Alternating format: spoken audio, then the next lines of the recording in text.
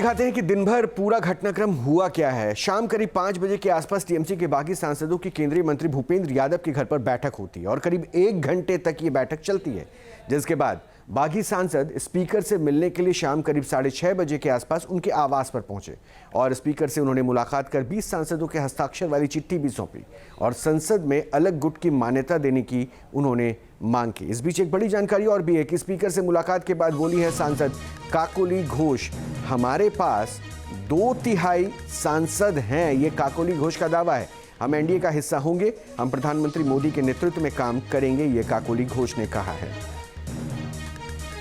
जो एआईटीसी के सांसद थे उनमें से 2/3 20 जन हमने अलग से बैठने का चिट्ठी दिया स्पीकर साहब को और हमारे जो सांसद है हम 20 अभी नेशनलिस्ट सिटीजन पार्टी के साथ हम लोग मर्ज करके एनडीए के साथ काम करेंगे, प्रधानमंत्री नरेंद्र मोदी जी के, हमारे अमित शाह जी के नेतृत्व में।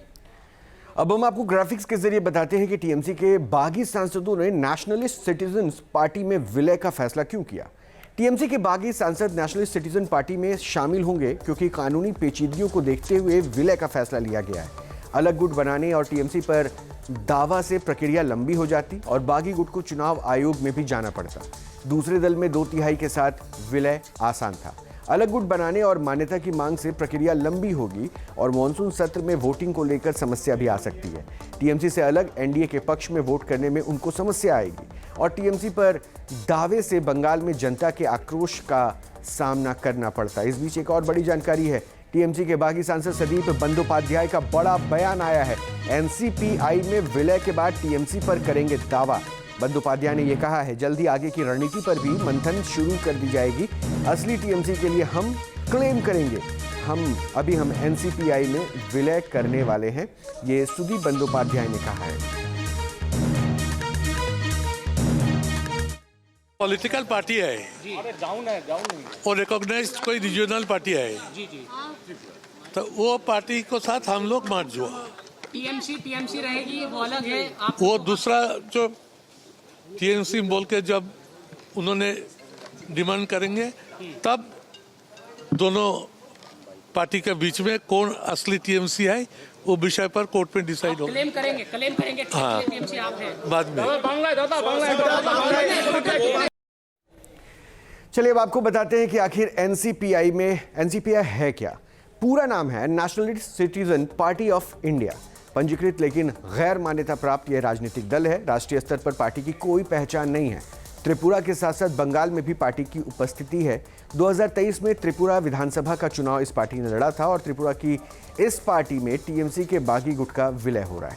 नेशनलिस्ट सिटीजन पार्टी पहले से ही एनडीए का हिस्सा है।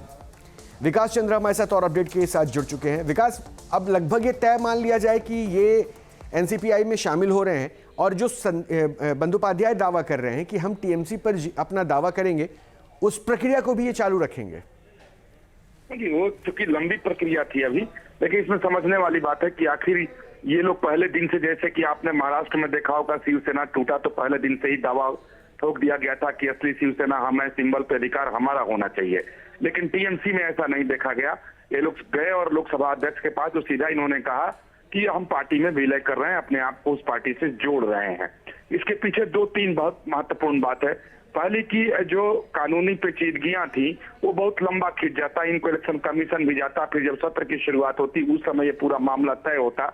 और फिलहाल जो मानसून सत्र आने वाला है उसमें इनको वोट देने का राइट मिल जाए, क्योंकि मानसून सत्र में 2-3 बहुत ही महत्वपूर्ण बिल आने वाले हैं। इसलिए एनडीए के अंदर ये बेचैनी थी कि अपनी संख्या बढ़े, तो इसलिए ये विलय ही एकमात्र विकल्प था। अगर ये टीएमसी के सिंबल पर और पार्टी पे दावा करते तो पूरा मामला लंबा खींच जाता। इसकी वजह से ये विलय हुआ। दूसरी जो सबसे महत्वपूर्ण बात है, जो जानकारी निकल कर सामने आ रही है, कि ममता बनर्जी, अभिषेक बनर्जी, टीएमसी का जो चुनावी चिन्ह है वो बंगाल में इस समय इतना बदनाम हो चुका है, लोगों का आक्रोश उसके खिलाफ इतना ज्यादा है, लोगों में नफरत इतनी ज्यादा है कि ये जो बागी टीएमसी के सांसद हैं उस पर दावा करने का फिलहाल हिम्मत ही नहीं जुटा पाए। इनको लगा कि अगर असल टीएमसी का दावा करेंगे तो लोगों के आक्रोश का शिकार तो अभी भी बनेंगे और आगे और ज्यादा बनेंगे और हमारे ऊपर भी अंडे चलने लगेंगे और चोर चोर के नारे हम जहां भी दिखेंगे वहां लोग लगाएंगे। तो एक तरीके से कह सकते हैं कि अपनी जान बचाना, फेस पे भी इनके लिए ये लोग उधर गए कि कम अपने को दिखाना कि नहीं साहब उस टीएमसी से, उस जोड़ा फूल के चिन्ह से अब हमारा कोई मतलब नहीं, ममता बनर्जी, अभिषेक बनर्जी से हमारा कोई मतलब नहीं। लेकिन तात्कालिक लाभ ये था कि मॉनसून सत्र में ये वोट डाल सके एनडीए के फेवर में, इसलिए ये इन्होंने विलय का विकल्प चुना। शुक्रिया विकास आपका इन तमाम जानकारी के लिए। तो बहुत कुछ सोच समझकर मंथन करके ये फैसला लिया गया है, इसलिए अब ये बागी सांसद एक पार्टी के साथ विलय कर रहे हैं। वैसे एक बड़ी जानकारी और भी मिल रही है कि टीएमसी के जो ये बागी सांसद हैं, दिल्ली में उनकी डिनर पार्टी हुई है। बंगाल भवन में टीएमसी के बागी सांसदों की डिनर पार्टी हुई है। आज के इस पूरे घटनाक्रम में पहले रणनीतिक मंथन होता है, पहले भूपेंद्र यादव के आवास पर एक बैठक होती है और उसके बाद ये स्पीकर ओम बिरला के आवास पर पहुंचते हैं, उनसे मुलाकात करते हैं और अलग गुट की मान्यता देने के लिए एक प्रस्ताव भी वो सौंपते हैं। और उसके बाद अब टीएमसी के बागी सांसदों ने बंगाल भवन में एक डिनर पार्टी में सम्मिलित होकर आगे की रणनीति और अपनी एकजुटता का परिचय भी देने की कोशिश की है।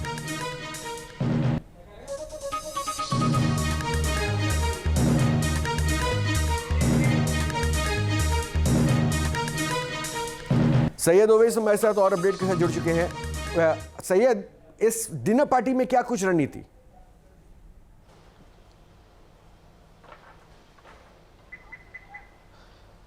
बिल्कुल वही देखिए, जब से अंदर में बागी जो सांसद हैं उनके आने का दौर शुरू हुआ था, उसके बाद उनकी डिनर पार्टी हुई और डिनर पार्टी के बाद जो उनकी आगे की राजनीति है वो तमाम तरह की चलती हुई नजर आई। क्योंकि अगर बात की जाए जो नई पार्टी के अंदर में अब वो विलय होने जा रहे हैं, यानी कि मर्ज होने जा रहे हैं, उस पार्टी का नाम है एनसीपीआई। उसको लेकर के लगातार चर्चा होती हुई शुरू हुई क्योंकि ये भी अस्थायी पार्टी है और जब अब इसके अंदर पूरी तरह से विलय हो जाएंगे और कल जब इसके जो कानूनी दावपेच है, कानूनी प्रक्रिया है पार्टी की, वो पूरी करना शुरू करेंगे, उसके बाद एनसीपी पार्टी का इनका गठन हो जाएगा। क्योंकि ये पार्टी पहले से ही है, एनसीपी त्रिपुरा की पार्टी है। इस पार्टी पर 2 बार जो कैंडिडेट है वो चुनाव भी लड़ चुके हैं। लेकिन अगर बात की जाती है समीकरण की और उस राजनीति की जो लगातार बगावत के सुर जो अपना आप में व्याख्यान कर रहे थे, अगर उनकी चर्चा की जाती है तो वो कहीं ना कहीं पर आने वाले समय के लिए काफ़ी बड़े संकेत देते हुए नजर आ रहे हैं। और रोहित, बिल्कुल स्थिति साफ है क्योंकि अब जो सुदीप बंदोपाध्याय है उन्होंने साफ तौर पे कहा है कि वो टीएमसी के अपने असली हकदार हैं, वो खुद टीएमसी हैं, टीएमसी उनकी है और उसके लिए भी वो दावा पेश करेंगे। हालांकि अगर बात की जाती है तमाम तरह की इस पार्टी के अंदर में जो हलचलें काफी तेज थी, अगर उसकी बात होती है या फिर स्पीकर के यहाँ पे जो इन लोगों ने मुलाकात की, बैठक की, उसके अंदर में जो पार्टी को लेकर नई चर्चा हुई, तमाम जो नए आगे के नए समीकरण की चर्चा हुई। बहुत बहुत शुक्रिया। आपके मोबाइल पर तुरंत आएगी ब्रेकिंग न्यूज, स्क्रीन पर सबसे पहले दिखेगी बड़ी खबर, देश दुनिया की हर खबर एक जगह। अब आपके मोबाइल पर तुरंत फटाफट इंस्टॉल कीजिए न्यूज नेशन ऐप और रखिए खुद को अपडेट।